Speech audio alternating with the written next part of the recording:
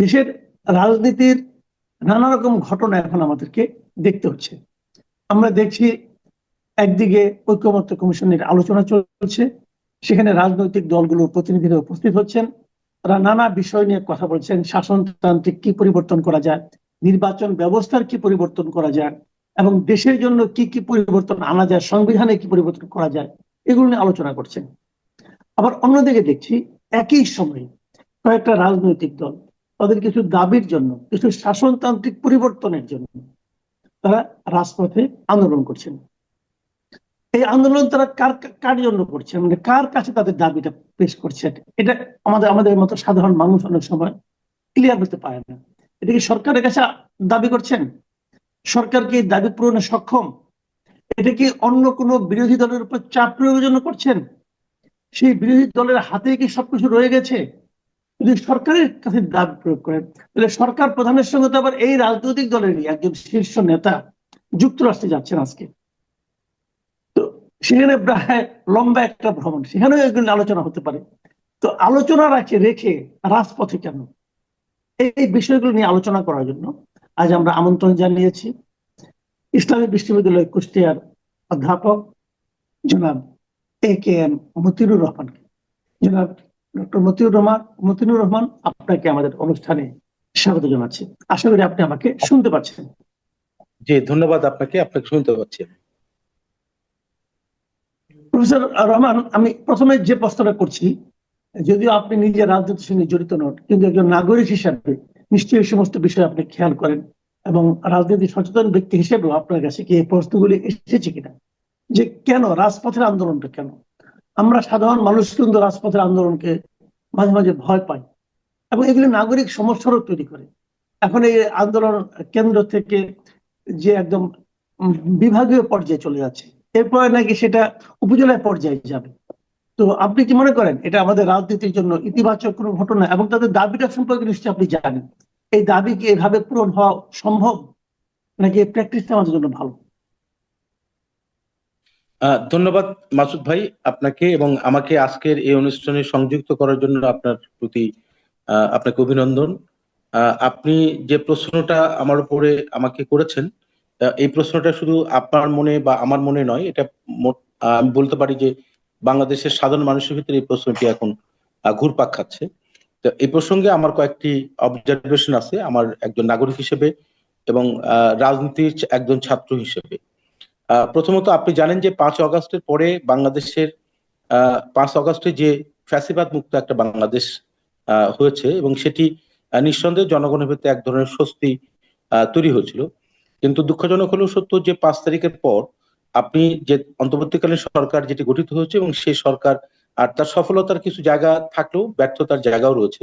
এর এর পেছনে কারণ আমি যেটা মনে করি সেটি হচ্ছে, যেহেতু এই সরকারটি জনসমর্থিত একটি সরকার এবং এটি রাজনৈতিক সরকার নয়, সঙ্গতকরণে রাজনৈতিক আমাদের বাংলাদেশে যে রাজনৈতিক প্রেক্ষাপট, যে কালচার, সেটি হচ্ছে রাজনৈতিক কাঠামোর মধ্য দিয়ে এক ধরনের সরকার যেটি জনগণের উপর অনেক সময় দমন নিপীড়ন এই কার্যক্রমগুলো বিগত দিনে চলেছে। কিন্তু অন্তর্বর্তীকালীন সরকার মূলত সকল রাজনৈতিক দলের সমর্থন পুষ্ট হয়েই কিন্তু রাষ্ট্র ক্ষমতায় তারা অধিষ্ঠিত হয়েছে এবং সেটি পরিচালনা করছে। বিশেষ করে শিক্ষার্থীদের লাইমলাইটে যারা ছিল এবং তাদের প্রেসক্রিপশন অনুযায়ী মূলত এই সরকারটি পরিচালিত হয়। এখন আপনি দেখেন যে আজকে যে ইস্যুটাকে কেন্দ্র করে আন্দোলন, বিশেষ করে মাঠে, আমি ব্যক্তিগতভাবে লক্ষ্য করেছি যে 5 তারিখের পর, বিশেষ করে 8 তারিখে অন্তর্বর্তীকালীন সরকার গঠন হওয়ার পর আর কিছুদিন হয়তো স্বাভাবিক একটা পর্যায়ে থাকলেও পরবর্তীতে রাজনৈতিক দলগুলোর ভিতরে এক ধরনের টানাপোড়েন হচ্ছে। অর্থাৎ প্রত্যেকটি রাজনৈতিক দল তারা রাজনৈতিক ইডিওলজিকে কেন্দ্র করে তার অবস্থান থেকে কিন্তু সেটি প্রচারণা এবং জনগণকে সম্পৃক্ত করার চেষ্টা করে যাচ্ছে। এইরকম একটা পরিস্থিতিতে অন্তর্বর্তীকালীন সরকার একটা উদ্যোগ গ্রহণ করেছে, রাষ্ট্র কাঠামো মেরামতের যে রূপরেখা, অর্থাৎ জাতীয় ঐক্যমত কমিশন। এখানে মূলত বড় দাগে 6টি কমিশন হচ্ছে, এবং সেই 6টি কমিশন বিগত প্রায় 2 মাস ধরে সকল রাজনৈতিক দলকে নিয়ে তারা কিন্তু একটি দফায় দফায় মিটিং করেছে এবং অনেকগুলো বিষয়ে তারা ঐক্যমত পোষণ করেছেন। এখানে বিশেষ করে যে কয়েকটি বিষয় নিয়ে আজকে মাঠে অপরাপর কয়েকটি রাজনৈতিক দল, বিশেষ করে 8টি, এবং 8টার মধ্যে আমরা যে লক্ষ্য করলাম যে 3টি দল সেখানে অংশগ্রহণ করে নাই, 5টি, এবং মাঠে প্র্যাকটিক্যালি আপনি যদি দেখেন তাহলে 2টি রাজনৈতিক দল।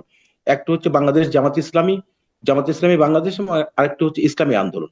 তাদের দাবি মূলত 5টি প্রকাশ করেছে এবং এই 5টির ভিতরে উল্লেখযোগ্য আপনার যেটি আমি দেখেছি যে লক্ষণীয়, জুলাই সনদ, যেটি আইনি ভিত্তি প্রদান করা, এবং জুলাই সনদের ভিত্তিতেই আগামী নির্বাচনটি অনুষ্ঠানের ব্যাপারে তাদের একটা দাবি। আরেকটি হচ্ছে আপনার পিআর পদ্ধতি, যেটা সবচেয়ে বেশি আলোচিত হচ্ছে। এবং এই পিআর পদ্ধতি নিয়ে এখন প্রশ্ন হচ্ছে, আপনি যে প্রশ্নটা শুরুতেই করেছেন যথার্থই, যে এই দাবিটা আসলে কার কাছে। আমি যদি আমার নিজের কাছে প্রশ্ন, এই দাবিটা আসলে কার কাছে করা হচ্ছে? সরকারের কাছে। ধরে নিলাম সরকারের কাছে, কিন্তু সরকারের অংশী তো যারা আন্দোলন করছে তারা তো নিজেরাই সরকারের অংশী।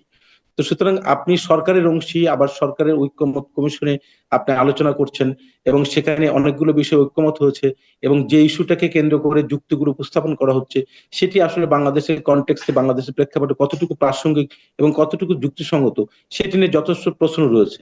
এবং সেখানে সকল রাজনৈতিক দলগুলো যদি ঐক্যমত পোষণ না করে এই বিষয়টি নিয়ে, নিঃসন্দেহে আমি মনে করি সেটি সরকারের পক্ষে বাস্তবায়ন করা সম্ভব নয়।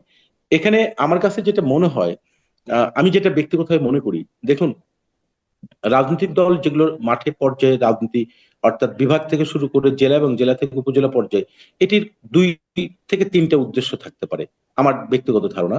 1 নম্বর উদ্দেশ্য হচ্ছে যে এটি বড় রাজনৈতিক দল হিসেবে যেটি বিবেচিত হয়, বাংলাদেশ জাতীয়তাবাদী দল, তারা যেহেতু এই পিআর পদ্ধতির সাথে একমত পোষণ করেনি, তাদের উপর এক ধরনের চাপ সৃষ্টি করা, এটি আমার কাছে মনে হয় নাম্বার 1। নাম্বার 2 হচ্ছে এই আন্দোলনটাকে উপজেলা পর্যায়ে নিয়ে যাওয়ার অর্থ হচ্ছে যে তারা, এই রাজনৈতিক দলগুলো তাদের এই আন্দোলনের ইস্যুকে কেন্দ্র করে এক ধরনের রাজনৈতিক প্রচারণা, যেটি একেবারে তৃণমূল পর্যায়ে তারা এটিকে প্রচার করতে চায়। 3 নম্বর আরেকটি কারণ, যেটি রাজনৈতিক দল নিষিদ্ধের কথা বলা হয়েছে, অর্থাৎ ইতিমধ্যেই আপনি জানেন যে আওয়ামী লীগকে তার সাময়িকভাবে কার্যক্রম স্থগিত করা হয়েছে, এবং সেই সাথে আওয়ামী লীগের যারা দোসর হিসেবে বিবেচিত জাতীয় পার্টি এবং 14 দল, তাদেরকেও নিষিদ্ধ করার বিষয়টি আসছে। এখন কোশ্চিন হচ্ছে, একজন নাগরিক হিসেবে এই প্রসঙ্গটি যখন আওয়ামী লীগ নিষিদ্ধের প্রসঙ্গ আসলো, তখন এই প্রসঙ্গগুলো তখন উত্থাপিত হলো না কেন? এটা একটা কোশ্চিন। তার মানে আমি যেটা মনে করি যে এই যে ক্রমান্বয়ে রাজনৈতিক দলগুলোকে নিষিদ্ধ করার মধ্য দিয়ে, আমার কাছে মনে হয় যারা এই দাবিগুলো করছেন তারা আসলে রাজনৈতিক ময়দানটাকে বা মাঠটাকে কিছুটা শূন্য করতে চাচ্ছেন। রাজনৈতিক আচ্ছা, আমি রাজনৈতিক একটু আপনাকে আবার একটু কথা বলি। আমি মাঝখানে 2-একটা পয়েন্ট ভুলে যাবো, এই জন্য আগে একটু বলে নিই।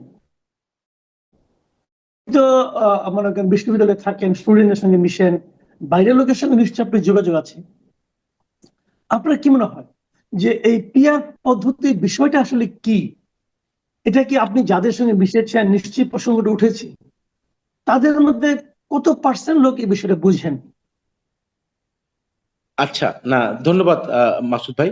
এখানে আমি একটু ব্যাখ্যাটা এভাবে করতে চাই, সেটা হচ্ছে পিআর পদ্ধতির পক্ষে যারা যুক্তি দেখাচ্ছেন তাদের 3টা যুক্তি আমি এখানে একটু উল্লেখ জি। করতে চাই।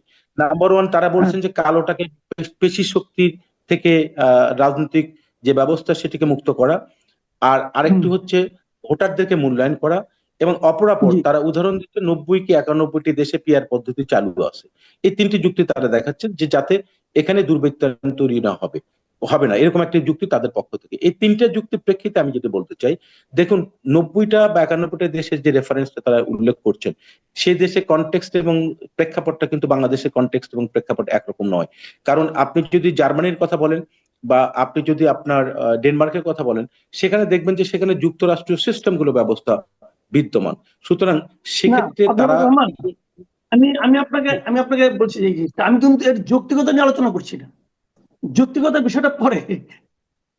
আগে জানতে চাচ্ছি আপনার সঙ্গে যে সমস্ত লোকের দেখা সাক্ষাৎ হয়, তারা পিআর পদ্ধতিটা বোঝেন কিনা, এটা আপনি আচ্ছা, আমি বিশ্ববিদ্যালয় পর্যায়ে যেহেতু শিক্ষকতা করি, আমি প্রত্যেকটি ক্লাসে যখন আমি যেহেতু এই সাবজেক্টেরই একজন শিক্ষক, এই প্রসঙ্গ নিয়ে অটোমেটিক্যালি শিক্ষার্থীদের সাথে আমাদের একটা শেয়ারিং হয়, এবং সেখানে যদি তারা তো সচেতন নাগরিক, এবং তারাই কিন্তু জেন জেড বলা হয় আর কি, হ্যাঁ। তো সুতরাং তাদেরকে যদি আপনি জিজ্ঞেস করেন, তারাও কিন্তু পিআর পদ্ধতি সম্পর্কে মোটেও অবগত নয়। এখন হয়তো এই যে আলোচনার মধ্য দিয়ে তারা এই শব্দটি শুনেছে, কিন্তু এর যে গুণাগুণ, এর যে পক্ষ বিপক্ষ, এই বিষয়ে কিন্তু তারা অভ্যস্ত নয়।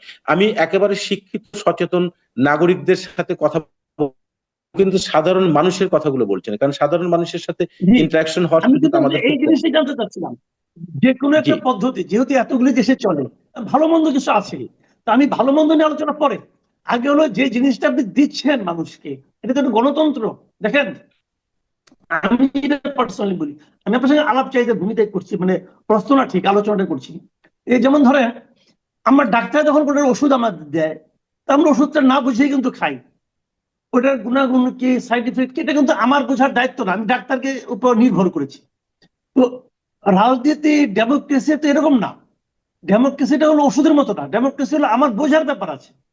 আমি কি বিষয়টা বুঝি? আমি যত জনের সঙ্গে আলাপ করেছি, যত জনের সঙ্গে, এরা কেউ পেয়ার পদ্ধতি বুঝে না।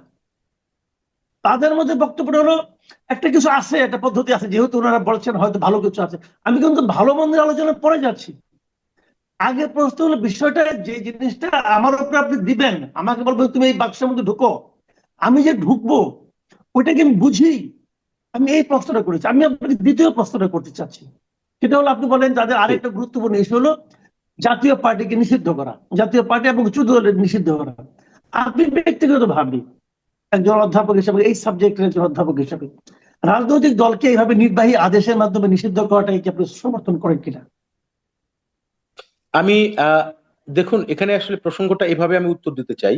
সেটা হচ্ছে, যেহেতু বিগত 16-17 বছর একটা ফ্যাসিজম তৈরি হয়েছে এবং এটি সত্য, এবং এই ফ্যাসিজমের মধ্য দিয়ে বাংলাদেশ মূলত প্রত্যেকটি প্রতিষ্ঠান যেরকম ধ্বংসপ্রাপ্ত হয়েছে, এবং সেই সাথে এই ফ্যাসিজমকে বিতাড়িত করার ক্ষেত্রে আমাদের অনেক শিক্ষার্থী জনতা কিন্তু জীবন দিয়েছে। সঙ্গত কারণে প্রাসঙ্গিকভাবে যদি আমাকে প্রথম অংশের উত্তর বলেন, তাহলে আমি ফ্যাসিজম যেহেতু এটি বাংলাদেশে এক ধরনের দুর্বৃত্তায়ন তৈরি করেছিল, সুতরাং এটি রাজনৈতিক কার্যক্রম এবং বিশেষ করে তাদের বিচার, এটি কিন্তু বাংলাদেশের মানুষ প্রত্যাশা করে, একজন নাগরিক আমি প্রত্যাশা করি। কিন্তু রাজনৈতিক কার্যক্রমের যে বিষয়টি, সেটিকে টোটালি যদি আপনি অফ করে দেন সকল কার্যক্রম, তাহলে বাংলাদেশ একটা সময় হবে কি, নির্দিষ্ট কয়েকটা রাজনৈতিক দল বাংলাদেশে বিদ্যমান থাকবে, যেটি আমি যদি মনে করি যে একটা সময় দেখা গেলো যে তারা এই দাবির প্রেক্ষিতে তারা একটা সময় বললো যে আমরা নির্বাচন অংশগ্রহণ করবো না, তাহলে বাংলাদেশের নির্বাচনটা একটা বড় ধরনের সংকটে পড়বে এবং বাংলাদেশ সংকটে পড়বে। সুতরাং সেই দৃষ্টিকোণ থেকে আমি মনে করি যে রাজনৈতিক দল যারা অভিযুক্ত, সেটা যদি আপনি মুসলিনের ক্ষেত্রে বলেন বা হিটলারের ক্ষেত্রে বলেন, তাদের বিচারটাকে আপনি কার্যকর করেন, দৃশ্যমান করেন, এটি মানুষ প্রত্যাশা করে। কিন্তু অপরাপর সকল রাজনৈতিক যে অ্যাক্টিভিস্ট যারা আছেন, তাদেরকে যদি আপনি নিষিদ্ধর কাতায় নিয়ে যান, তার বাংলাদেশ তো মূলত একটা বিরাজনীতিকরণের দিকে যাবে। হয়তো মুষ্টিমেয় কিছু রাজনৈতিক দল সেখানে বিদ্যমান থাকবে, সেটি নিয়ে কিন্তু কোশ্চেন চলে আসবে, এবং সেখানে নির্বাচন নিয়ে একটা ক্রেডিবিলিটি কোশ্চেন চলে আসবে। সেই দৃষ্টিকোণ থেকে আমি একজন নাগরিক হিসেবে মনে করি রাজনৈতিক কার্যক্রমকে কখনোই কোনো নির্বাহী আদেশের মধ্য দিয়ে আসলে নিষিদ্ধ করা কখনো গণতন্ত্রের জন্য কখনোই পজিটিভ হতে পারে, যেটা অতীতেও ফ্যাসিস্ট সরকারও কিন্তু এটা করেছিল, জামাত ইসলামকে নিষিদ্ধ করেছিল, যেটাও কখনো সমর্থনযোগ্য নয়। সুতরাং আমি মনে করি যে রাজনীতিটাকে রাজনৈতিক চর্চার মধ্য দিয়ে মানুষকে সম্পৃক্ত করার মধ্য দিয়ে এটি চলমান থাকবে এবং সেটিকে আরো শানিত হবে। কিন্তু সেটি যদি নিষিদ্ধ করতে করতে এমন একটা জায়গায় আমরা চলে আসি, দেখা গেলো যে শেষ পর্যন্ত বাংলাদেশে মূলত মাল্টি যে পলিটিক্যাল পার্টি সিস্টেম, সকল মত পথ থাকবে, কিন্তু সেখানে যদি কেউ দুর্বৃত্তায়ন হয়, ফ্যাসিস্ট হয় অথবা স্বৈরাচারী হয়ে ওঠে, তখন সেক্ষেত্রে সেটি আইনগতভাবে বিচারের আওতায় আসবে। কিন্তু আলটিমেটলি জনগণ কাকে গ্রহণ জি, করবে কি করবে না, সেটা জনগণের কাছে কিন্তু আপনাকে যেতে হবে। অর্থাৎ চূড়ান্ত সিদ্ধান্ত তাহলে জনগণের, তাহলে জনগণ আমার সেখানে মাত্র প্রদান করবে। তাহলে আমার প্রশ্নটা হলো, তাহলে আমার প্রশ্নটা হলো যে এই যে কিছুদিন আগে যে আমরা আওয়ামী লীগকে বিচারের আওতায় নিচ্ছি, বিচারটা আওয়ামী লীগের বিচার কিন্তু এখনো দৃশ্যমান না। আওয়ামী লীগকে তো বিচারের আওতায় আনা হয়েছে আরো অনেকদিন আগে, এজন্য আইনও পরিবর্তন করা হয়েছে। শেখ হাসিনার বিচার আর আওয়ামী লীগের বিচার তো একটা, সমার্থক নয়। তো আওয়ামী লীগের বিচার তো দৃশ্যমান হচ্ছে না, কিন্তু এরই মধ্যে আওয়ামী লীগের রাজনৈতিক কর্মকাণ্ড আপনি স্থগিত করে দিয়েছেন। এটা কিন্তু ভার্চুয়ালি নির্বাচনের জন্য নিষিদ্ধই বলা যায়, কারণ আওয়ামী লীগ তো নির্বাচনে অংশ নিতে পারছেন না। তো এই নির্বাহী আদেশে এরকম করাটা কি ঠিক হয়েছে কিনা, আপনার কাছে কি মনে হয়? আমি আমি মনে করি যে দেখুন, বর্তমান অন্তর্বর্তীকালীন সরকার, আপনার মনে থাকার কথা এবং আমার মনে হয় বাংলাদেশের অপরাপর সকল সচেতন নাগরিক তারাও জানেন যে বর্তমান সরকার কিন্তু রাজনৈতিক দল নিষিদ্ধ করার ক্ষেত্রে প্রথম পর্যায়ে তাদের যে স্টেটমেন্ট, সেখানে কিন্তু তারা স্পষ্টত বলেছিল যে রাজনৈতিক দল নিষিদ্ধ করার বিষয়ে তাদের কোনো চিন্তা ভাবনা নেই।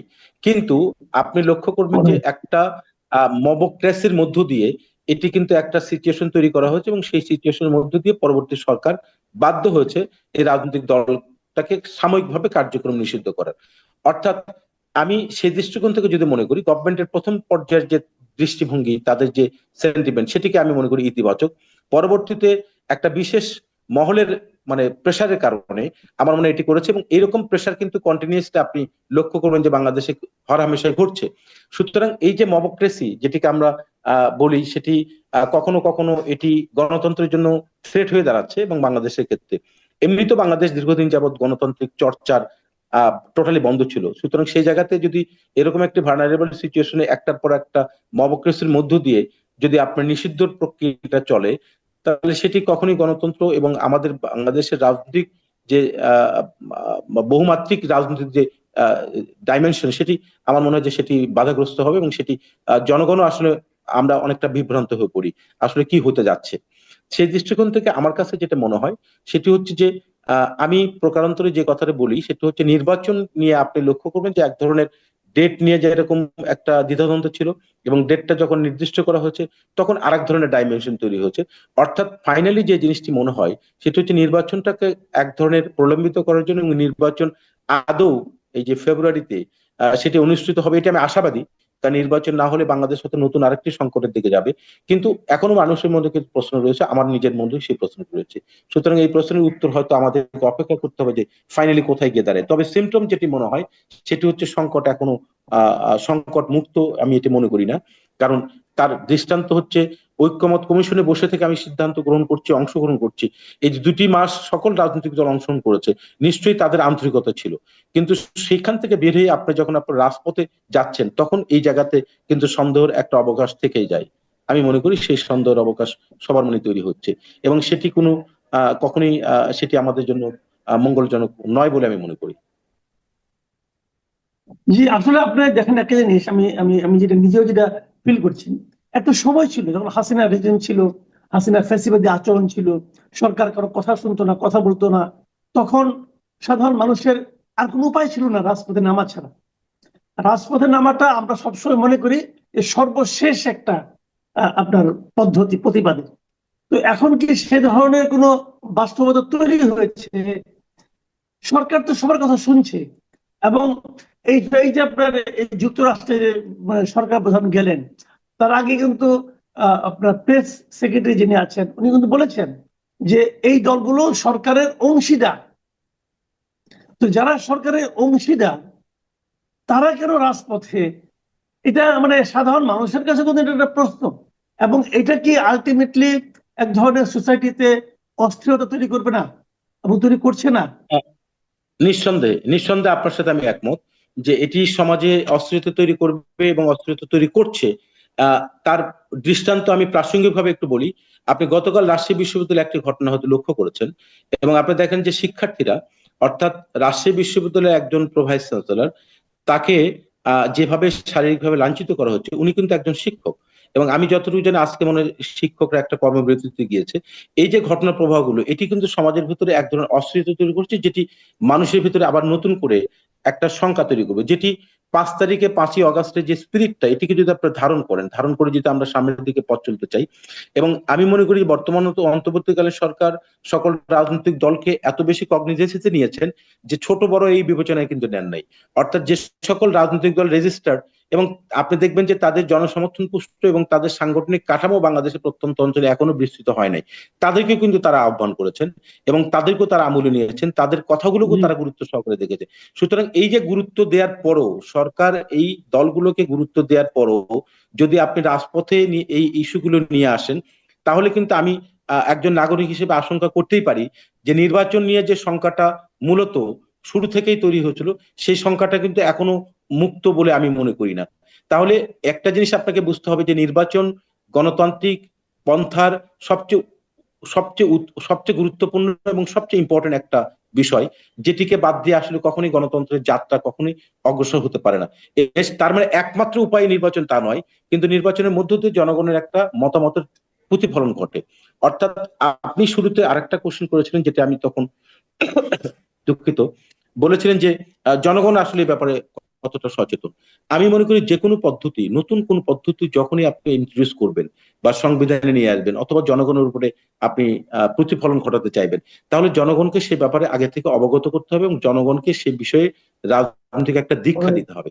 আপনি সেটি যদি না দিয়ে তার উপরে চাপিয়ে দেন, Right. তাহলে জনগণ সেখানে বিভ্রান্ত হবে এবং সেটি জনগণের মনে কিন্তু একটা নেগেটিভ প্রভাব পড়বে। এবং সেখানে আমি মনে করি যে এই পদ্ধতি যেটা আপনি বলেছেন, ভালো মন্দ এর উভয় পক্ষই রয়েছে এবং বাংলাদেশের কনটেক্সটে সেটি প্রয়োগযোগ্য কি প্রয়োগযোগ্য না সেটি নিয়েও হয়তো আলোচনা হতে পারে। কিন্তু সবচেয়ে বড় কথা, একজন নাগরিক হিসেবে আপনি একটা জিনিস আমাকে এর উপরে চাপিয়ে দিবেন, সে ব্যাপারে আমি কিছু জানবো না, আমি এ ব্যাপারে অভ্যস্ত থাকবো না, সুতরাং সেটি কখনোই তৈরি হচ্ছে পিয়ার পদ্ধতি, এটি হয়তো ভবিষ্যতে এই জিনিসটি আসতে পারে, আমার মনে হয় যে এটিও অনেক সময় প্রাসঙ্গিক হতে পারে। কিন্তু এই মুহূর্তে যদি আপনি মনে করেন যে এই পদ্ধতি ছাড়া আমি নির্বাচনে যাব না বা নির্বাচন হতে দিব না, এটি আমি মনে করি কখনোই গণতন্ত্রের জন্য মঙ্গলজনক নয়। এবং যারা এই কথাটি বলছেন, আমার ধারণা তারা শুধুমাত্র তাদের ইগোইস্টিক পয়েন্ট থেকে এই কথাগুলো বলছেন। আসলে রাজনীতিতে ইগো তৈরি করে, রাজনৈতিক দলের ভিতরে ইগো তৈরি করে জনগণকে আসলে কখনোই আপনার, আমি মনে করি জনগণের জন্য, যদি রাজনীতি দলগুলোর জনগণের জন্য রাজনীতি করে তাহলে সেটি জনগণকে জিম্মি করা উচিত নয়, এটি কোনো রাজনৈতিক দলের। এবার কামাল ভাই, আমি আপনার একজন ভক্ত, আমি আপনি কোথাও কথা বললেই শুনি। আমি না ভাবছিলাম খুব মানে আসলে ঠান্ডা মাথায় ভাবছিলাম যে আপনি এত জায়গায় কথা বলেন, কিন্তু আমার অনুষ্ঠানে কেন আপনাকে আমার এতদিন আমন্ত্রণ জানানো হয়নি? দোষটা আমার, আপনাকে আপনার আপনার উপর কোনো ই নাই, আমার অভিযোগ নাই, কিন্তু আমার নিজের উপরে অভিযোগ যে কেন আজকে আপনাকে আমি একবার বলেছি, আপনি সঙ্গে সঙ্গে বলছেন যে আপনি রাজি হবেন, কারণ আসবেন। আমি তো আপনার ভক্ত, সেই জন্য। এটা- আর ডাকেন নাই, আসলে আপনি অনেক ব্যস্ত, আর আপনি ধারণা করেছেন যে আমিও অনেক ব্যস্ত, হ্যাঁ, আমি কিন্তু এটাই ধারণা করেছিলাম। হ্যাঁ। তত ব্যস্ত আমরা কেউই না মনে হয়। যাই হোক, তো মানে না হওয়ার চেয়ে তো হলো, ওটা খুব ভালো। এবং আমি আশা করব, আগেই বলে রাখছি যে আপনি মাঝে মাঝে আমার এখানে সময় দিবেন, তাহলে অন্ততপক্ষে আমার যারা দর্শক আছেন তারা আমার ধারণা খুব খুশি হবেন আপনাকে পেয়ে। এটা আমার ধারণা, যেহেতু আমি নিজেও খুশি হচ্ছি। তো তুষার ভাই, যে জিনিসটা নিয়ে আলোচনা আমরা মানে দেশের যে অবস্থা এখন এই মুহূর্তে, আমি একটা জিনিসটা খুব খেয়াল করছিলাম। ঘটনাটা কালকে আমি মিডিয়াতে দেখলাম প্রথম, আজকে ওটা নিয়ে একটু কথা বলেছি আমি এক জায়গায় মানে আমার নিজের চ্যানেলে বলেছি। কিন্তু আপনার একটা মতামত আমার এখন পাওয়া দরকার। এই যে দেখেন যে আওয়ামী লীগের কেন্দ্রীয় অফিস, সেই অফিসটার সামনে একটা ব্যানারটা নিয়ে, ব্যানারটার নাম কি, আন্তর্জাতিক ফ্যাসিজম ও গণহত্যা গবেষণা ইনস্টিটিউট। ইনস্টিটিউট কিন্তু, এখন এই ইনস্টিটিউটটা কোথায় এক্সিস্ট করে? আমি না অনেক খুঁজলাম আজকে, মানে সারাদিনে খোঁজাখুঁজি করছি, জানি না, কোথাও পেলাম না।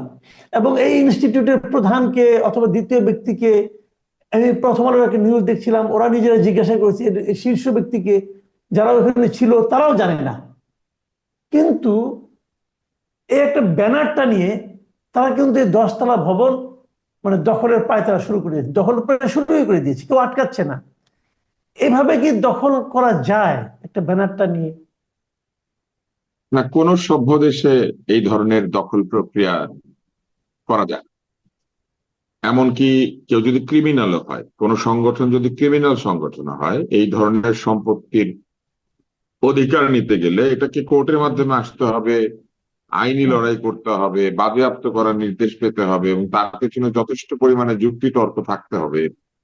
এবং যদি আদালত এটাকে বাজেয়াপ্ত করার নির্দেশও দেয়, এটা আপিলে যাওয়া যাবে, মানে এটা একটা দীর্ঘ আইনি প্রক্রিয়া আছে।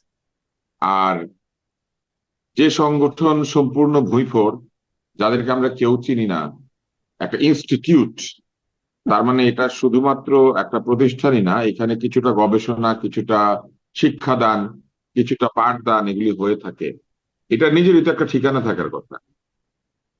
মানে সে তো আর এই বাড়িটা দখল করেই প্রথমে এটা বানাচ্ছে না, নিশ্চয়ই ইনস্টিটিউটটার একটা ঠিকানা আছে, এটা নিশ্চয়ই রেজিস্ট্রেশন আছে, এটা নিশ্চয়ই কোথা না কোথা থেকে অনুমতি আছে।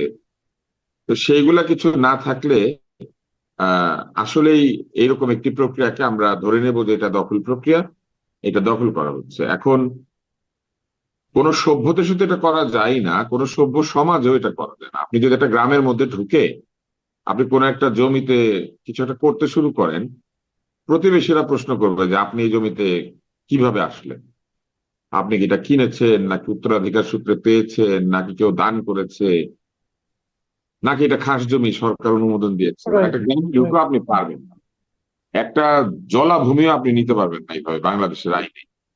সেইখানে বঙ্গবন্ধু এভিনিউর উপরে এত বছর ধরে একটা জায়গা যেটা একটা রাজনৈতিক দল ব্যবহার করছে, এবং রাজনৈতিক দলটা বৃহৎ একটি রাজনৈতিক দল, যদিও তার কার্যক্রম এখন স্থগিত বা ভবিষ্যতে তারা কার্যক্রম করতে পারবে কিনা সেটার কোনো নিশ্চয়তা নাই, কিন্তু সম্পত্তিটা তো তাদের। তো কেউ ধরেন যদি মরে গেলে তার সম্পত্তি দখল করা না যায়, কেউ যদি নির্বাসনে চলে যায় তাহলে যদি সম্পত্তি দখল করা না যায়, বহু বছর আগে যারা এখানে সম্পত্তি ফেলে ভারতে বা পাকিস্তানে চলে গিয়েছেন তাদের সম্পত্তি নিয়েও যদি নানান রকম আপত্তি থাকে বা অধিকারের লড়াই থাকে, তাহলে এইটা তো আমি মনে করি যে অত্যন্ত গর্হিত কাজ হচ্ছে, এবং এটা প্রমাণ করে দিচ্ছে যে বর্তমানে যে প্রশাসন আছে এই প্রশাসন আইনের প্রতি শ্রদ্ধাশীল না। এই প্রশাসন আসলে আহ, ত্রিচারী। এটা দ্বিচারিতাও বলবো না, এটা ট্রাইকোটোমাস। মানে একদিকে তারা ন্যায় নীতি আন্তর্জাতিক আইনের কথা বলেন, আরেক দিকে তারা এনসিপি এবং কিছু দলকে একেবারে প্রকাশ্য পক্ষপাত করেন, আরেক দিকে তারা দেশের যে আইনের শাসন এবং দেশের যে সংবিধান এবং অন্যান্য বিষয়াবলী আছে সেগুলিকে বৃদ্ধাঙ্গুলি প্রদর্শন করে এরকম লুটপাট, ভাঙচুর, সম্পত্তি দখল, ভুয়া অর্গানাইজেশনের পেছনে দাঁড়িয়ে যাওয়া, এগুলা তারা করছেন। এটা এক ধরনের ত্রিচারিতা। যেমন ধরেন এনসিপির নিবন্ধন নাই, তারা এটার পিছনে দাঁড়িয়েছেন। এই ইনস্টিটিউটের কোনো ঠিকানা নাই, এটাকে কেউ বাধা দিচ্ছেন না। এগুলো আসলে আচ্ছা, অত্যন্ত এই যে দুঃখজনক। বাধা না দেওয়াটা, এটা দেখে না আমার একটা কথা মনে করলো। আপনি নিশ্চয়ই খেয়াল করেছেন যে একটা মানে হিন্দি একটা মুভি ছিল না, পিকে? হ্যাঁ, নিশ্চয়ই পিকে, দেখেছেন, পিকে, আমির আমির খানের। খান। আমির খান, হ্যাঁ। অত্যন্ত ওই সুন্দর মুভি, এটা দার্শনিক একটা মুভি, কিন্তু আচ্ছা, এটার ভিতরে ওই অনেক মুভিতে মেসেজ আছে। ওই মুভিতে আপনি খেয়াল করেছেন, ও যখন নানা রকম ওর ওই রিমোটটা ফেরত পাওয়ার জন্য নানা জায়গায় যায়, তো ওই লোকজন তাকে চট থাপড় মারে। সে করে কি, এই গালে একটা দেবতার ছবি লাগায়, এই গালে একটা দেবতার ছবি লাগায়। একদিকে হয়তো শিবের লাগালো, একদিকে গণেশের লাগালো। তো যে মারতে আসে ওটা দেখে আর মারে না। তো আমার কাছে মনে হলো কি, এরা যে ইনস্টিটিউটের নামটা ব্যানারটা টানিয়েছে, এটা অনেকটা ওইরকম যে আমি এখানে ব্যানারটা নিয়েছি, অতএব এখানে আর কেউ কিছু আমাকে জিজ্ঞাসা করবে না। এই ব্যানারটাই কিন্তু এখন দেবতার ভূমিকা অবতীর্ণ, দেবতার ছবির ভূমিকা অবতীর্ণ হচ্ছে। এই যে মানসিকতাটা, এই মানসিকতাটা সমাজটাকে কোন দিকে নিয়ে যাবে? এই মানসিকতাটা সমাজকে আইন ভঙ্গ করার দিকে নিয়ে যাবে। যার জোর আছে কিংবা যার মব আছে কিংবা যার পৃষ্ঠপোষকতা আছে কারো, সে এরকম ফেলে থাকা, পড়ে থাকা, পরিত্যক্ত অথবা আহ কোনো কারণে দখল হারানো লোকদের জমি জমা, বাড়ি গাড়ি, এটা সেটা নানান কিছু নিয়ে ফেলতে শুরু করবে। এটাকে বলে মাছের আইন, এটাকে বলে মাৎসর আইন, এইটাকে বলে আহ কেয়স, এটাকে বলে অ্যানার্কি, অরাজকতা। এবং সেই দিকে সমাজকে ঠেলে দেওয়ার জন্য একদল লোক বেশ আগ্রহের সাথে কাজ করছেন বলে আমার মনে হচ্ছে। আপনি দেখেন, এই বাড়িটা যিনি পরিষ্কার করছেন তার কোনো পরিচয় না, একটা ছবি এসেছে। আবার এই বাড়িতে নাকি যারা পরিষ্কার করছেন তারা এই বাড়ির মধ্যেই দখল করে থাকতেন, ওইখানেই এই বাড়িটাকে ময়লা করেছিলেন এবং ওইটার হুম। দখল নিয়েছিলেন, তারাই নাকি আবার এখন ঝাড়ু টাড়ু দিচ্ছেন, তাদেরকে দিন মজুরির ভিত্তিতে নিয়োগ করা হয়েছে। মানে বিষয়গুলি খুবই হাস্যকর এবং খুবই আশঙ্কাজনক। আহ ব্যাপারটা কিরকম হয়েছে আমি আপনাকে বলি। ধরেন আপনি, এক সময় ছিল বাংলাদেশ থেকে মানুষ 3 মাস 4 মাসের জন্য তীর্থযাত্রায় যেত, হজ করতে চলে যেত, জি। গয়া কাশি চলে যেত, 2-3 মাস পরে ফেরত আসতো। এখন বাংলাদেশের মানুষ তীর্থযাত্রা যাইতে পারবে না, চলে গেলে এসে দেখবে যে কেউ তার বাড়ি ঝাড়ু দিচ্ছে, কেউ সেটা দখল করে নিয়েছে, আন্তর্জাতিক বসবাস ইনস্টিটিউট নাম দিয়ে কেউ মনে করেন বাসস্থান মানে ঢুকে পড়েছে, কেউ আন্তর্জাতিক পরিচ্ছন্নতা ইনস্টিটিউট নাম দিয়ে ঝাড়ু দিচ্ছে। মানে এগুলা যে কত বড় অন্যায় এবং এগুলা যে কি ধরনের উদাহরণ তৈরি করা হচ্ছে, এইটা আমি মনে করি যে আমাদের এই সরকার ক্ষমতায় না আসলে আমরা বুঝতাম না। আমরা ভেবেছিলাম যে এই সরকারে যারা আছেন তাদের অনেক আন্তর্জাতিক অভিজ্ঞতা, তারা কিন্তু প্রত্যেকেই বাংলাদেশের চেয়ে বিদেশে বহু সময় কাটিয়েছেন। এদেরকে আপনি দেখবেন অস্ট্রেলিয়া, হুম। New Zealand, England, Papua New Guinea, Haiti, Honolulu, কোনো জায়গা বাদ নাই তারা সেমিনার সিম্পোজিয়াম করে না। কিন্তু তারা যে দেশে আসলে পরে সব ভুলে গিয়ে তারা যে একটা জঙ্গলের আইন প্রতিষ্ঠা হতে দিচ্ছেন, এটা তাদের কাছ থেকে আমাদের প্রত্যাশা ছিল না। যে ভদ্রলোক আমাদের প্রধান উপদেষ্টা, উনি নরওয়ে, সুইডেন, সুইজারল্যান্ড এদের সাথে ঘনিষ্ঠ, উনি নোবেল পুরস্কার পেয়েছেন, উনি পৃথিবীর দেশে দেশে হাটে মাঠে ঘাটে মোটিভেশনাল বক্তৃতা দেন, উনি বক্তৃতা দিলে $1,00,000 পারিশ্রমিক পান। এগুলি আমাদের কাছে একসময় গর্বের ব্যাপার ছিল। তো উনি যেসব কথা বিদেশে বলেন, যেসব দেশে যান, ওইসব দেশে কি এরকম পারা যায় কিনা, এটা তো একটা প্রশ্ন। উনি যে নরওয়েতে যান, উনি যে গ্রামীণ ফোনে শেয়ার আছে ওনার, এবং নরওয়ের যে টেলিনর, আছে, সেইখানে মনে করেন একটা বাড়িকে এইভাবে গিয়ে আমি দখল করে নিতে পারবো নরওয়েতে, যে আন্তর্জাতিক নোবেল গবেষণা ইনস্টিটিউট নাম দিয়ে ধরেন নিয়ে নিলাম, কিংবা আচ্ছা, আরেকটা কথা আমি বলি আন্তর্জাতিক আপনাকে। ইন্টেরিম রিসার্চ ইনস্টিটিউট নাম দিয়ে মনে করেন আমি নরওয়ের মাঝখানে, নরওয়ের প্রধান শহরের প্রধান রাস্তার পাশে একটা নিয়ে নিলাম আন্তর্জাতিক ইন্টেরিম ইনস্টিটিউট নাম দিয়ে, পারবো?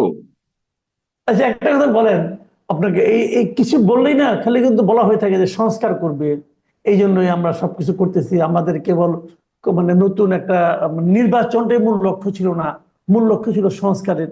আমার না একটা প্রশ্ন মাঝে মাঝে আসে যে এরা যে একটা সংস্কার করবে, তারা সংস্কার করে যে কাজটা করতে চায়, যে তাদের যে মানে আদর্শিক যে মানে চেহারাটা তারা দিতে চাচ্ছে সরকারকে, প্রশাসনকে, তার কি কোনো একটা নমুনা এই বর্তমান সরকার তার আচরণে, তার কর্মকাণ্ডে, তাদের জীবনে দেখাতে পেরেছে?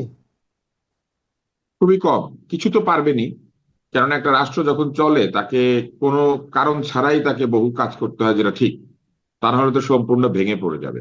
তো ধরেন তারা ঈদের সময় প্রচুর মানুষকে এবার ভোগান্তি ছাড়া দেশে পাঠাতে পেরেছেন, নিজে যার যার বাড়িতে পাঠাতে পেরেছেন। তারপরে বিদ্যুৎ নিয়ে সবাই চিন্তিত ছিল, তারা বিদ্যুৎ সমস্যাকে বেশ ভালোভাবে হ্যান্ডেল করেছে।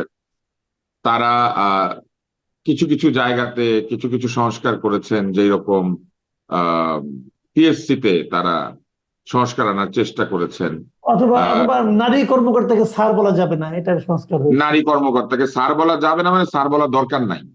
আমি কিন্তু ইচ্ছা আচ্ছা করলে আপনাকে স্যার ডাকতে পারি, স্যার বলা বাধ্যতামূলক না, কিন্তু আমি একজন নারী আচ্ছা কর্মকর্তাকে স্যার ডাকলে অসুবিধা কি? মানে আমার ইচ্ছা, উনি যদি অ্যাকসেপ্ট করেন। কিন্তু আচ্ছা, আইন করে যে বাংলাদেশ স্যার ব্যাংকের, ডাকার বিধান করা হয়েছিল, এটা তারা বাদ দিয়ে দিয়েছে, যে নারী আচ্ছা কর্মকর্তাকে বাংলাদেশ স্যার ডাকতেই হবে। বাংলাদেশ ব্যাংকের পোশাকের সংস্কারটা তো করা হলো না। বাংলাদেশ ব্যাংকের পোশাকের সংস্কারটা খুব বাজে জিনিস হয়েছিল, এটা নিয়ে হয়তো আমরা একটু পরে আড্ডা দিতে পারবো। তবে তারা কিছু কিছু সফলতা দেখিয়েছেন, কিন্তু সেগুলো ওনারা না থাকলেও সফলতা হতো। মানে ওনারা না থাকলে যে কেউ এটা করতে পারতো। ওনাদের কাছ থেকে যে প্রত্যাশাটা ছিল, তার মধ্যে প্রথম প্রত্যাশা হচ্ছে শেখ হাসিনার দোষ কি ছিল। প্রথম হচ্ছে উনি নির্বাচন ঠিক মতো করে না, উনি নিজের লোকজনকে Right. দিয়ে নির্বাচন করায়, ভোট গণে না, হুম, হুম, হুম। এবং না ভোট না গুনে ওনার পছন্দের লোকদেরকে এমপি বানায়, জনগণের পছন্দের তোয়াক্কা করে না। ওনার যাকে ভালো লাগে সে এমপি হয়, ওনার যাকে ভালো লাগে সে মন্ত্রী হয়। এটাই তো স্বৈরাচারী মনোভাব, সেটা তো অবশ্যই ওনার মধ্যে ছিল, এটা নিয়ে কেউ তর্ক করবে না। তাহলে প্রথম দোষ হচ্ছে উনি অগণতান্ত্রিক। নির্বাচন দিলে উনি বহু আগে চলে যাইতে হইতে হয়, মানুষ তাকে বিদায় করে দিত ভোট না দিয়ে। তো হুম, এটা হুম। হচ্ছে তার প্রথম দোষ। দ্বিতীয় হচ্ছে অর্থনৈতিক দুর্নীতি এবং অর্থনৈতিক বিশৃঙ্খলাকে উনি প্রশ্রয় দিয়েছে। যারা এই ব্যাংক লুট করে, যারা এনবিএফআই লুট করে, যারা টাকা পয়সা নিয়ে লোনের টাকা নিয়ে ফেরত দেয় না, এরকম বড় লোকেরা, অলিগার্ক, ক্রোনি ক্যাপিটালিস্টরা তার চারপাশে ঘিরে থাকে। তার আর্থিক উপদেষ্টা বা তার একজন উপদেষ্টা, উনি শেয়ার মার্কেট কেলেঙ্কারির জন্য দরবেশ উপাধি পেয়েছিলেন, এবং তিনি শেয়ার মার্কেটে গেলেই লোকে ভাবতো যে আজকে শেয়ার মার্কেট খালি হয়ে যাবে, এবং যাইতে হইতো না, উনি আসেন জানলেই লোকে ভাবতো যে শেয়ার মার্কেট খালি হবে।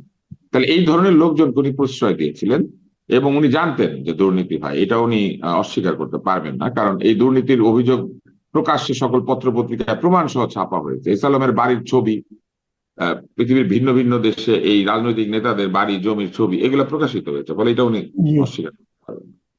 তৃতীয় ছিল দলীয়করণ। উনি মেধাকে, যোগ্যতাকে মূল্যায়ন না দিয়ে উনি লোকজনকে নিজের দল, নিজের পছন্দ, নিজের লোকজনের আত্মীয় স্বজন, এমনকি সরকারের মধ্যে নিজের আত্মীয় স্বজন সব উনি ঢুকিয়েছিলেন। তো এইটা ওনার আরেকটা অভিযোগ ছিল।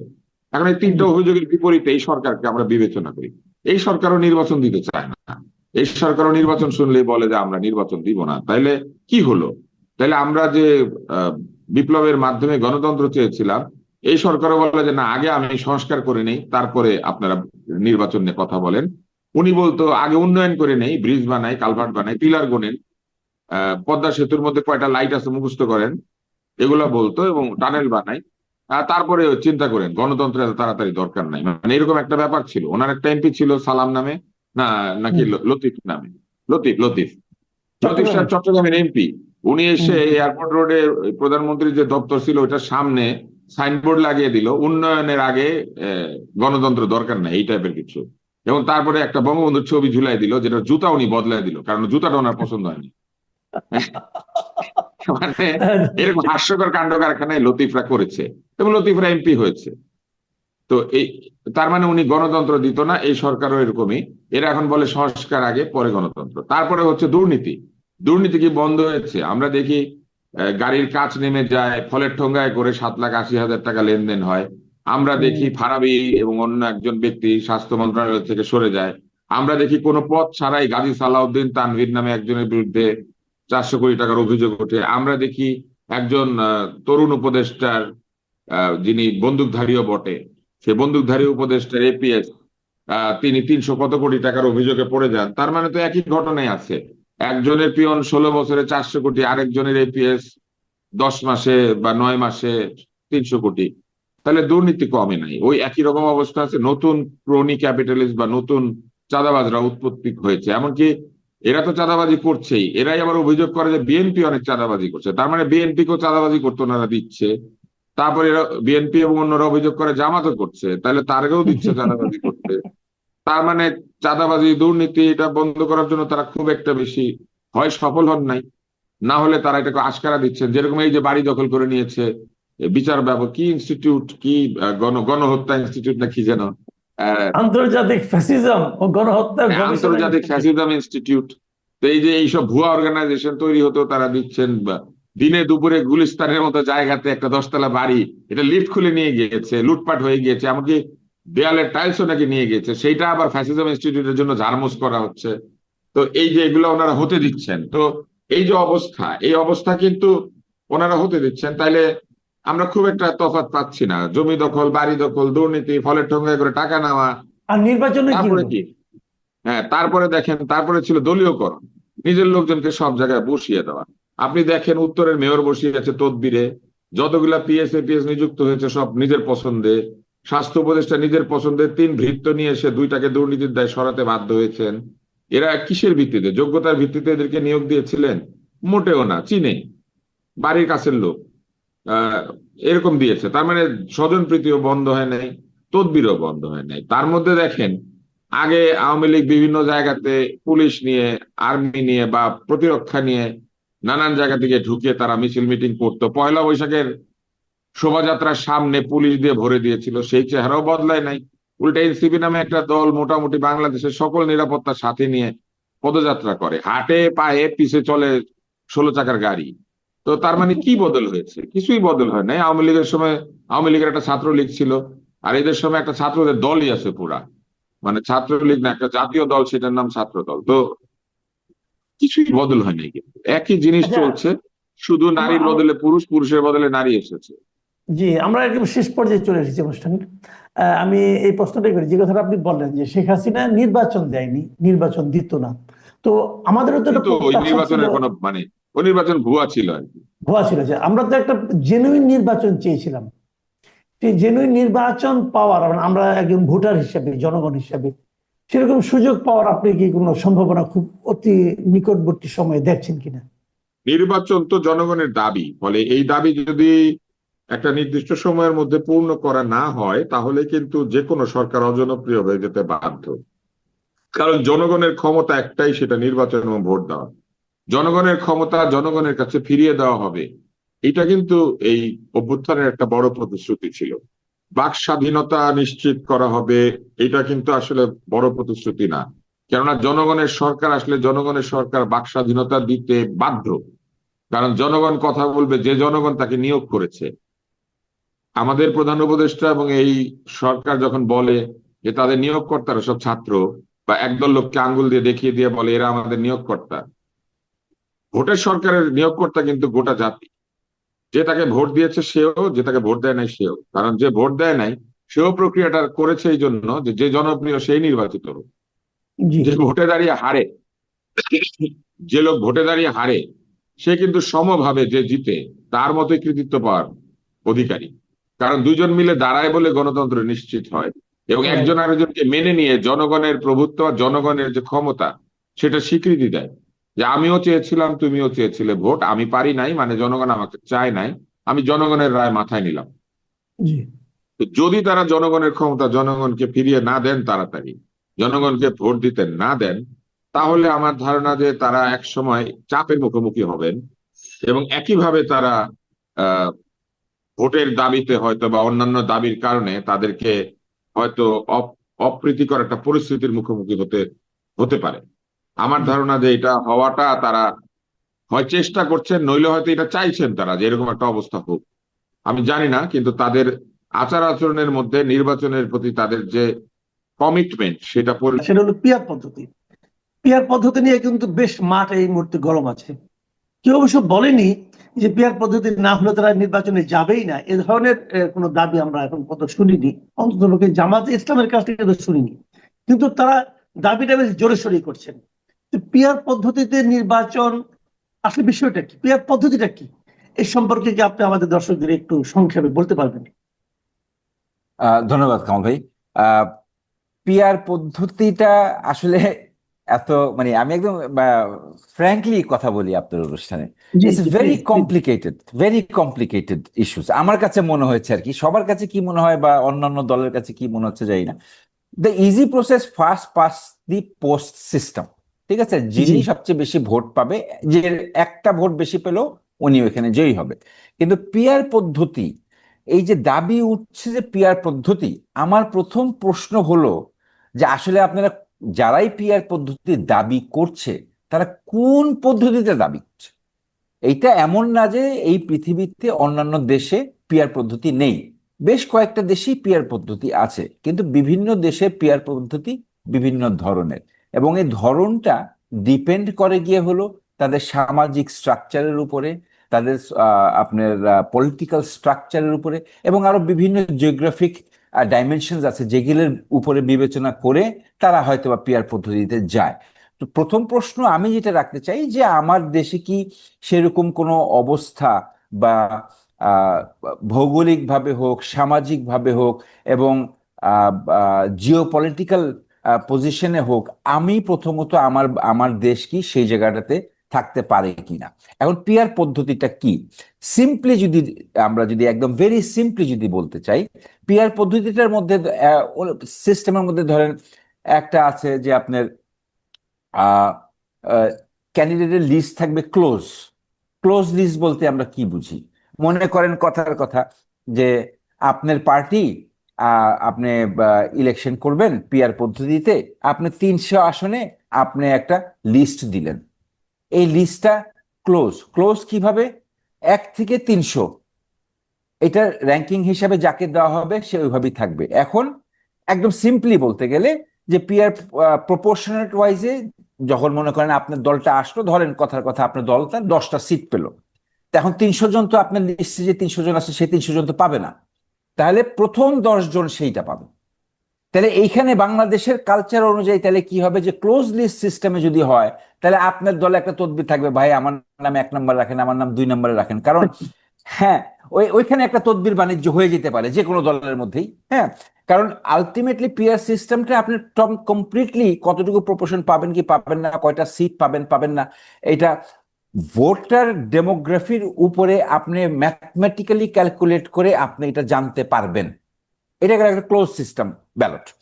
আরেকটা হলো যে ওপেন লিস্ট। ওপেন লিস্ট হবে, সেইখানে হলো যে হ্যাঁ ওপেন লিস্ট, ভোট আসলো প্রপোর্শনালিটি অনুযায়ী, কোনো ব্যক্তি যদি অতিরিক্ত ভোট পায় বা বেশি ভোট পায় তাহলে তখন আর ওই র্যাঙ্কিং অনুযায়ী আসবে না, যে বেশি ভোট পেয়েছে তার দলের লিস্টের মধ্যে থেকে। ঠিক আছে, মনে করেন যে 298 নম্বর যে প্রার্থী ওই চুয়াডাঙ্গার থেকে দাঁড়িয়েছে, উনি হয়তো বা ধরেন 200টা ভোট পেল, অন্যরা 1 থেকে 297 পর্যন্ত 200টা ভোট পায় নাই, তাহলে উনি 1 নম্বরে যাবেন। কিন্তু সেইটার আবার একটা ব্যাপার আছে, সেই জায়গাটাতে হলো যে পিআর সিস্টেম আমরা যেরকম এখন ফার্স্ট পাস দি পোল সিস্টেমে আমরা বলি না যে ভোট বাজেয়াপ্ত হয়েছে, মানে একটা মিনিমাম থ্রেশহোল্ড থাকা লাগে পাস করার জন্য, অতটুকু ভোট পাইতেই হবে। সো এরকম পিআর সিস্টেমে একটা মিনিমাম থ্রেশহোল্ড থাকা লাগে। এখন এই থ্রেশহোল্ডটা আপনার ক্যান্ডিডেটের বেলাও থাকতে পারে, পলিটিক্যাল পার্টির বেলাও থাকতে পারে, আবার দুজনের বেলাও থাকতে পারে। এখন পলিটিক্যাল পার্টির বেলায় যদি এখন যদি একটা নিয়ম করা হয়, তাহলে এই থ্রেশহোল্ডটা কতটুকু করতে হবে, যে একটা পলিটিক্যাল পার্টি টোটাল ভোটারদের মধ্যে বা টোটাল ভোটিং পার্সেন্টেজের মধ্যে কত পার্সেন্ট ভোট পেলে ধরা হবে যে সেই পার্টি আপনার পার্লামেন্টে যেতে পারবে, একটা। দ্বিতীয়টা হলো যেই ক্যান্ডিডেট, এই ক্যান্ডিডেট কতটুকু থ্রেশহোল্ড ভোট পেলে তাকে জয়ী বলে ধরা হবে। তো এইটাও এটাও বিচার বিশ্লেষণের একটা ব্যাপার আছে। তারপরেও আপনার এর বাইরেও আপনার আরো অনেক ইয়ে আছে, যেরকম মনে করেন যে মোটামুটি আপনি, আমি আপনাকে পাচ্ছি, মোটামুটি আমার মনে হচ্ছে এটা মোটামুটি একটি জটিল একটা পদ্ধতি। এবং আমি জটিল আপনাকে এর মধ্যে সিম্পল করে আর একটা পদ্ধতি আপনার আমি বলে দেই, একটা এর মধ্যে অনেক বলেন। পদ্ধতি আছে, হাইব্রিড পদ্ধতি আছে যেখানে আপনার first pass the pole system এবং প্রপোর্শনালি হবে। আরেকটা পদ্ধতি হচ্ছে সিঙ্গেল ট্রান্সফারেবল ভোট, একটা ভোটও ওয়েস্ট হবে না, ঠিক আছে? এখন মনে করেন আপনার পার্টির থেকে আপনি যাদেরকে দিলেন, সেটা হলো যে আপনার কোনো একটা আসন থেকে একজন পাশ করলো, থ্রেশহোল্ড নিয়ে পাশ করলো, এক্সেস ভোট আছে, এই এক্সেস ভোটগুলি কি হবে? এই এক্সেস ভোটগুলি পরে অন্যান্য প্রার্থীদের মধ্যে ডিস্ট্রিবিউট করা হবে। এটা কিভাবে ডিস্ট্রিবিউট করা হবে? তার মানে ওই যে আমাদের বিএনপি সালাউদ্দিন সাহেব যে বলছিলেন যে আপনি ভোট দিবেন ঢাকায়, চলে যাবে নোয়াখালী। সো ক্যান্ডিডেটের হাতে থাকবে না যে উনি আসলে কোন ক্যান্ডিডেটটাকে চুজ করতেছেন, উনি পার্টিকে চুজ করতেছেন, এক নাম্বার। দুই নাম্বারটা হচ্ছে এখানে স্বতন্ত্র প্রার্থীর দাঁড়ানোর কোনো স্কোপ নাই, it's only about the political party. আর এইটার সবচেয়ে বড় ডিসঅ্যাডভান্টেজ যেটা হচ্ছে যে it will not make a stable government, এটা একটা আনস্টেবল গভর্নমেন্ট ক্রিয়েট করবে। এবং আপনার এখানে এই আরেকটা যেটা হচ্ছে, যেটা ফার্স্ট পাস আমাদের প্রেজেন্ট সিস্টেমের বেলা যেটা বলা হয় যে এক লোক সব নিয়ে যাচ্ছে, শক্তিশালী লোক সব নিয়ে যাচ্ছে, কিন্তু পক্ষান্তরে আমরা এটাও বলতে পারি যে যে দুর্বল, যে ভোট কম পাইলো, সেও কিন্তু একটা আসন পার্লামেন্টে নিয়ে যাচ্ছে, তো সেটাও কি ন্যায্য হবে? এই একটা প্রশ্নও কিন্তু রাখা যায়। আচ্ছা, আমরা মোটামুটি বুঝতে পেরেছি এই জিনিসটা একটু জটিলতার মধ্যে আছে, এবং এটার আসলে অনেকগুলি পদ্ধতি আছে। কিন্তু একদম পেয়ার পদ্ধতিকে বাতিলও করে দেওয়া যাবে না, কারণ অনেকগুলো দেশ, প্রায় আমি যতটুকু জানি প্রায় 90টার মতো দেশ এই মুহূর্তে পেয়ার পদ্ধতিতে ইলেকশন করে। এবং আমাদের যে পদ্ধতিটা আছে, যে আমরা ট্রেডিশনাল যে পদ্ধতিতে ইলেকশন করি, সেই পদ্ধতিতে ইলেকশন করে সম্ভবত 58 কান্ট্রি, আমি যতটুকু জানিছি আর কি। কাজে পিয়ার পদ্ধতি থেকে আমি বাতিল করে দিচ্ছি না, কিন্তু এই পিয়ার পদ্ধতিটা মানুষের মধ্যে এখনো অতটা ক্লিয়ার না। তো যখন ক্লিয়ার না, তখন মানুষকে এটা জোর করে খাওয়ানো যাবে কিনা, এই প্রশ্নটা কিন্তু আসবে। মানুষের মধ্যে আগে সচেতনতা তৈরি হোক, তৈরি হওয়ার পর মানুষ যদি বুঝে যান এটা দরকার, তখন মানুষের কাছ থেকে কিন্তু এই দাবিটা আসবে। কিন্তু এটা নিয়ে রাজপথে যখন যাচ্ছে, বিক্ষোভ করছে, এটা এইটাকে আপনি কেমন দেখছেন? আপনি আলোচনা টেবিলে আলোচনা করেন, ভালো মন্দ নিয়ে আলোচনা হোক, অসুবিধা নাই কোনো, কিন্তু রাজপথে কেন? এবং এটার ব্যাপারে কি আপনি বিরোধী দলগুলো যারা আন্দোলন করছে তাদের কাছ থেকে কোনো রকম লিখিত ভাবে, মানে কোনো বুকলেট, তারা কোনটা চায়, কোন পদ্ধতি চায়, এরকম দেখেছেন? আপনার প্রথম প্রশ্ন থেকেই আসি। হ্যাঁ, পৃথিবীতে অনেক দেশেই হচ্ছে, কিন্তু তাদের ভৌগোলিক অবস্থান, তাদের সিভিলাইজেশন, তাদের ইকোনমিক অবকাঠামো, ওই ইত্যাদি দেখতে হবে। আপনি যেরকম ধরেন টার্কিতে থ্রেশহোল্ড হচ্ছে 7%, হ্যাঁ, নিউজিল্যান্ডে থ্রেশহোল্ড হচ্ছে 5%। এখন তাদের জনগণের কতটুকু 7%, কতটুকু 5%, আর আমার 18 কোটি জনগণের মাধ্যমে কতটুকু থ্রেশহোল্ড হইতে হবে, এটা নিয়ে কোনো আলোচনা নাই, এক নাম্বার। দুই নাম্বার, যারাই পিআর দাবি করছেন তারা কোন ধরনের পিআর দাবি করছেন এটা এখনো Right. উপস্থাপন করেন নাই। এবং এটা খুব জরুরি। হ্যাঁ, এখনো উপস্থাপন করেন নাই তারা কোন ধরনের পিআর পদ্ধতি যাচ্ছেন। সেগুলো বলছেন পিআর পিআর পিআর। তো পিআর এর কোন পদ্ধতিতে আপনারা আসবেন, থ্রেশহোল্ড কতটুকু হবে, আপনারা যে পিআর পদ্ধতিতে আসতে চাচ্ছেন এটা আপনারা জনগণের কাছে পৌঁছিয়েছেন কিনা, জনগণ সেটা বুঝে কিনা, আপনারা বোঝানোর চেষ্টা করছেন কিনা যে পিআর পদ্ধতি তাদের দাবি মানলে জনগণের অধিকার আরো বেশি শক্তিশালী হবে, এরকম কোনো কিছু করছেন কিনা। আমার চোখে এখন পর্যন্ত কোনো কিছু পড়ে নাই, আমি দেখি নাই। এবং অন্যদিকে যেখানে আলোচনার টেবিলে ঐক্যমত কমিশনের কথা হচ্ছে, ওই জায়গা থেকে পিআর পদ্ধতি নিয়ে, মানে ভোটিং সিস্টেমটা নিয়ে রাজপথে আসাটা, আমি মনে করি এটা দ্বিচারিতা, এটা একটা ডুয়াল ক্যারেক্টারিস্টিক্স এর পরিচিতি দেওয়া। সো এটা এটা রাজনৈতিকভাবে আমি বিশ্বাস করি জনগণ কোনোভাবেই এটা ঠিকভাবে নিচ্ছে না। এটা সবাই বুঝতে পারছে যে এটা একটা পলিটিক্যাল স্টান্স, একটা পলিটিক্যাল প্রেশার ক্রিয়েট করার জন্য। আপনি যদি দেখেন, একটু যদি খেয়াল করেন, জামাত কিন্তু প্রায় প্রত্যেকটা আসনেই আনঅফিসিয়ালি তাদের ক্যান্ডিডেট ডিক্লেয়ার করে দিয়েছে। যেরকম ধরেন আমাদের অ্যাডভোকেট শিশির মনির সাহেব, উনি দিরাইশাল্লাহ সিলেটের থেকে উনি ইলেকশন করবেন, এটা মোটামুটি শিওর, উনি নিজেও বলেছেন। তো এখন ওনারা যদি পিআর পদ্ধতি চান, আবার ইলেকশনের জন্য রেডি হচ্ছেন, আসলে এটাও একটা মানে দ্বিচারিতার মতো অবস্থান। এটা কেন ওনারা করছেন বুঝতে পারছি না। তবে ঐকমত্য কমিশনের টেবিলে বসে আলোচনা করে সিদ্ধান্তটা করাটাই আমার মনে হয় শ্রেয় ছিল, সমীচীন ছিল, এবং এটা একটা সিভিলাইজড ওয়েতে ছিল। আর ওনারা যদি কয়েকদিন আগে দেখলাম, শুনলাম, পত্রিকাও টিভি নিউজও শুনলাম, কত 78% না কত পার্সেন্ট লোক পিআর পদ্ধতির পক্ষে আছে। তো এত লোক যদি পিআর পদ্ধতির পক্ষে থাকে, তাহলে তো ওনাদের দাবি তো তার অবান্তর না। তাহলে বর্তমানে সিচুয়েশন, আপনারা ইলেকশনে এসে এই 78% হোক আর 98% লোক, এদের ভোট নিয়ে আপনারা পিআর পদ্ধতি চালু করে দেন। এত কোনো অসুবিধা নেই, এটা তো মাঠে নামার কিছু নাই। আপনারা তো শিওর যে এত পার্সেন্ট লোক আপনাদের পক্ষে আছে, তাহলে তো এখানে তো কোনো প্রবলেমই নাই। আপনি পিআর নেবেন কেন? আপনি আসেন আচ্ছা, ফার্স্ট পাস সিস্টেমে এসে, তারপর আপনি চেঞ্জ করে নেন। রাইট, এটা একটা ভালো প্রস্তাব আপনার। হ্যাঁ, আমরা একটু অন্য প্রসঙ্গে যাচ্ছি। সেটা হলো ওনাদের যে 5 দফা, এই 5 দফার মধ্যে আরেকটা দফা আছে যে জাতীয় পার্টি এবং আওয়ামী লীগের সঙ্গে যারা ছিল 14 দলের অন্যান্য যে পার্টি, সহযোগী পার্টিগুলো ছিল, সেগুলোকে নিষিদ্ধ করতে হবে। এরই মধ্যে আওয়ামী লীগের যে রাজনৈতিক কর্মকাণ্ডকে উপর এক ধরনের স্থগিতার আদেশ এসেছে।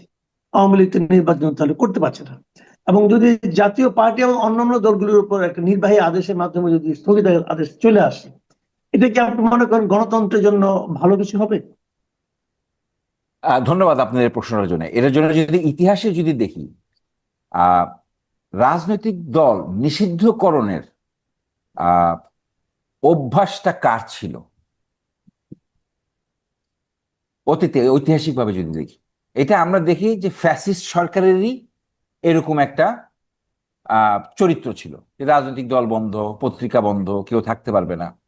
এর কারণে কিন্তু আপনি দেখবেন, আমরা সবাই জানি যে জাসদের উপরে কি ভয়াবহ পরিণত একটা অবস্থা হয়েছিল সেই স্বাধীনের পরে।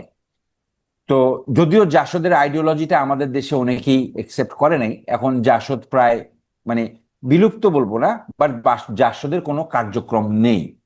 তো এখন জিয়াউর রহমান এসে সেই আহ একদলীয় শাসন প্রথা থেকে বহুদলীয় গণতন্ত্রে এটা আহ এই রাস্তাটা শুরু করলেন, প্রবর্তন করলেন।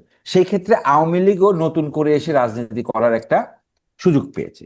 সেই ক্ষেত্রে আমি ব্যক্তিগতভাবে মনে করি যে যদি সত্যিকার গণতন্ত্র চর্চা করতে চান, দ্বিমত নিয়েই, ভিন্ন মত নিয়েই গণতন্ত্র চর্চা করতে হবে। হ্যাঁ, আমি বলছি না যে এই যে 15 বছর বা 17 বছর যারা মানবতা বিরোধী কাজ করেছে সরকারের থেকে, জনগণের ভোটের অধিকার কেড়ে নিয়েছে, তাদের বিচার অবশ্যই করতে হবে।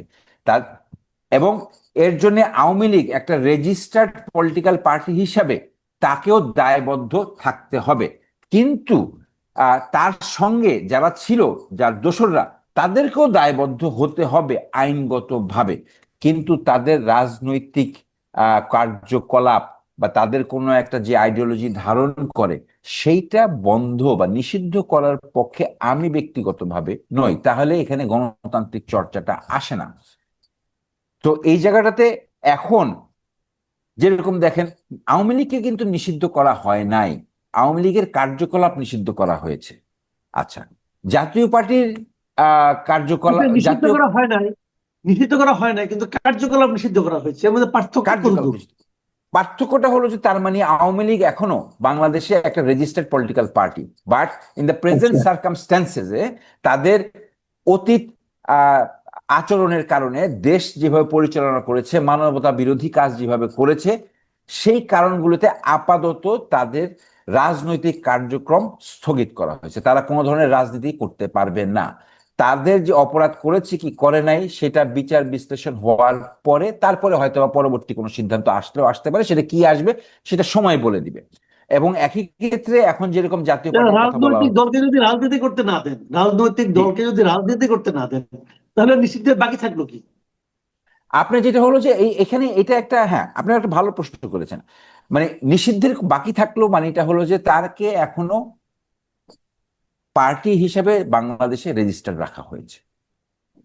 সে ভবিষ্যতে চাইলে রাজনীতি করতে পারবে, কিন্তু আদৌ সে অপরাধ করেছে কিনা, করে থাকলে সেটা বিচার সম্পূর্ণ প্রক্রিয়া হয়ে যাওয়ার পরে দলের নেতৃত্ব চেঞ্জ আসবে কিনা, তাদের আইডিওলজি চেঞ্জ আসবে কিনা, সেটা তাদের পরের ব্যাপার। কিন্তু আপাতত তারা কোনো ধরনের রাজনীতি করতে পারবে না। বাট মানে আপনি আছেন, আপনি সাংবাদিক আছেন, কিন্তু আপনি আপাতত কোনো কিন্তু টক কথা শো বলতে করতে পারবেন না, পারবেন না। আপনি আপনি আপাতত কোনো কোনো কথা বলতে পারবেন না। আপনি কোনো সাংবাদিকতা করতে পারবেন না, কারণ আপনার অতীতের ইতিহাস বা অতীতে বলে যে সাংবাদিকতার মধ্যে আপনার ইয়েলো জার্নালিজম করেছেন, সেটার এখন ইনভেস্টিগেশন চলছে। ইনভেস্টিগেশন শেষ না হওয়া পর্যন্ত আপনি সাংবাদিকতা করতে পারবেন না, কিন্তু আপনার সাংবাদিকতা করার যে লাইসেন্সটা সেটা এখনো অক্ষুণ্ণ আছে। তাহলে এই ধরনের সিদ্ধান্ত তো জাতীয় পার্টি সম্পর্ক মানে চাওয়া যেতে পারে। কারণ আওয়ামী লীগের যে যে দেশটা জাতীয় পার্টির বিচার হবে, বিচার শেষ না হওয়া পর্যন্ত তারা কোনো রাজনীতিক কর্মকাণ্ড করতে পারবে না, একই তো হতে পারে, তাহলে তো তারাও নির্বাচন হ্যাঁ, করতে পারবে না। চাওয়া যেতে পারে। সিদ্ধান্তটা এখন দেখেন, বিষয়টা কি হচ্ছে জানেন, বিষয়টা হচ্ছে যে সবকিছু না বিএনপির দিকে তীর ছোড়া হচ্ছে। কারণ বিএনপি এখন মানে সবাই ধারণা করে নিচ্ছে যে বিএনপি বোধহয় ক্ষমতায় এসেই গেল। হ্যাঁ, তো আসলে এখন জাতীয় পার্টিকেও যদি নিষিদ্ধ করা হয় বা তার কার্যকলাপ যদি নিষিদ্ধ করা হয়, এটা তো বিএনপির হাতে কিছু করার নাই, এটা সরকারের কাছে। সরকার বুঝুক। এখন বারবার যখন জিজ্ঞেস করা হয়, বিএনপি কে জিজ্ঞেস করা হয়, বিএনপির উপর প্রেশার দেওয়া হয়, বিএনপি তো এখন ক্ষমতায় নাই, বিএনপি তো ক্ষমতায় আসে নাই, আদৌ আসবে কিনা সেটা নিয়েও সন্দেহ আছে ইলেকশন না হওয়া আগ পর্যন্ত। তো সেই ক্ষেত্রে এই জায়গাটায় আমার মনে হয় বিএনপি বা আমরা কেউই ওই জায়গাটায় উত্তর দিতে পারবো না। একমাত্র বর্তমানে সরকারের যিনি বসে আছেন ওনারাই সিদ্ধান্ত নিতে পারবেন যে জাতীয় পার্টিকে নিষিদ্ধ করবেন কি করবে না। তবে একটা প্রশ্ন থেকে যায়, সেই হ্যাঁ, প্রশ্নটা হলো যে রাজনৈতিকভাবে যে আপনি আওয়ামী লীগকে নিষিদ্ধকরণ করেছেন, আপনারা এখন ঐক্য কমিশনের টেবিল থেকে বের হয়ে রাজপথে চলে এসেছেন, এই মুহূর্তে জাতীয় পার্টির নিষিদ্ধকরণ চাচ্ছেন। তো ওভারঅল রাজনীতিতে এইগুলা বেনিফিশিয়ারি কে হবে, 1 নাম্বার। 2 নাম্বার, এগুলা যেভাবে আপনারা আহ ইয়ে চাচ্ছেন, মানে সবাই পিআর পদ্ধতি চাচ্ছে, সেই ক্ষেত্রে আমার সার্বভৌমত্বের অক্ষুণ্ণতাটা থাকবে কিনা, এইসব বিষয়ে কিন্তু আমাদের চিন্তা করার ব্যাপার আছে। কারণ অতীতে আমরা যেটা দেখেছি যে আমাদের দেশের সার্বভৌমত্ব, আমাদের দেশের ফরেন পলিসি, আমাদের দেশের ইকোনমিক পলিসি, আমাদের দেশের ডিফেন্স পলিসি, তিনটা মেরুদণ্ড দেশের যেটা থাকে, তিনোটাই অলমোস্ট এটা খুব মানে প্রায় বিন্যাসের দিকে চলে গিয়েছিল, ছিলই না, প্রায় শেষ পর্যায়ের দিকে চলে গিয়েছিল। তো আমাদের সেই জায়গাটায় ঐক্যমত থেকে, হ্যাঁ আমরা ভিন্ন মত পোষণ করতেই পারি, তবে আমার অনুরোধ থাকবে সবার কাছে, এবং আমি আমার নিজেও বিশ্বাস করি যে একটা দেশ চালাতে গেলে যে রাজনীতির যে আদর্শই থাকুক, এই তিনটা বিষয়ে ঐক্যমতে থাকতে হবে। যারা এই তিন বিষয়ে ঐক্যমতে থাকতে পারবে না